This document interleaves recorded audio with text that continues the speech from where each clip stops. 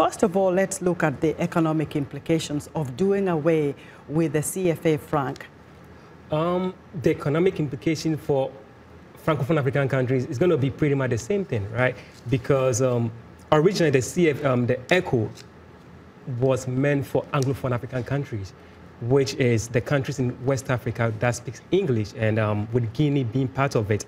And out of nowhere, France engineered to take it away from Anglophone West African country. So Francophone African countries using it now wouldn't really change anything. I think it's more of a symbolic gesture than anything else. So who would actually have control of the ECO? One of the reasons France is giving up this is for them to take out their members from the economic board, which is part of the CFA franc. They used to have somebody part of the monetary zone from France who sits on the board. So they are saying they are going to take that person out. So one way or the other, they are giving them some liberty. So it will be administered preferably in Dakar, Senegal. But that is just what France is saying. In reality, it might be a totally different ballgame altogether. But why would why would the French dictate where the control of ECO should be? The West African countries, 8 of them out of the 14 are the ones who have decided we want to do away with the CFA franc.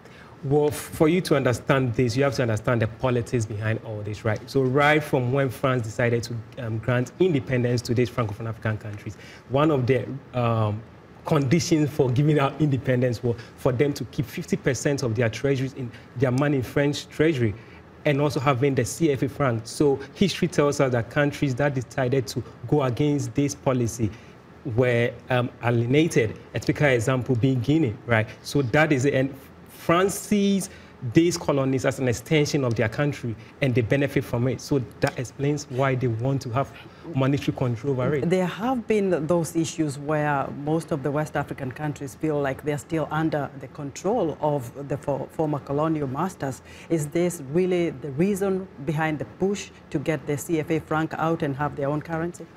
I think it's a smart political move by France to still maintain hold of their colonies, but at the same time pretending as if giving out power to them, right? Because if it is really in the interest of West African countries to have the ECO, then all 15 member countries should agree to it.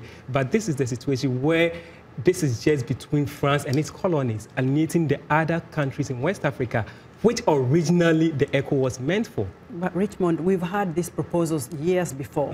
What makes the 2020 proposal to pull out of the CFA franc really believable?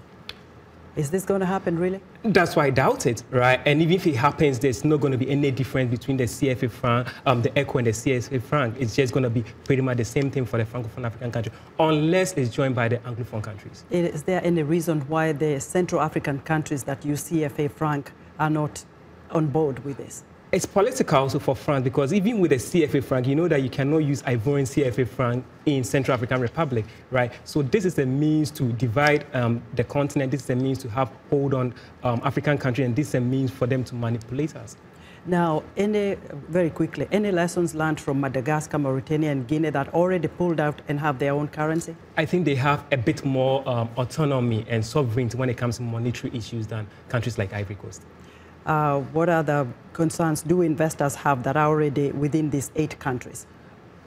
Investors feel that France has got a lot of monopoly, and actually France have got the first right to any mineral resources in these countries. So it still puts investors away, because France has always got the first to dictate whatever happens in these countries. So I don't think it will change anything more. It's merely symbolic. Right. Richmond, thank you very much for your insight into this.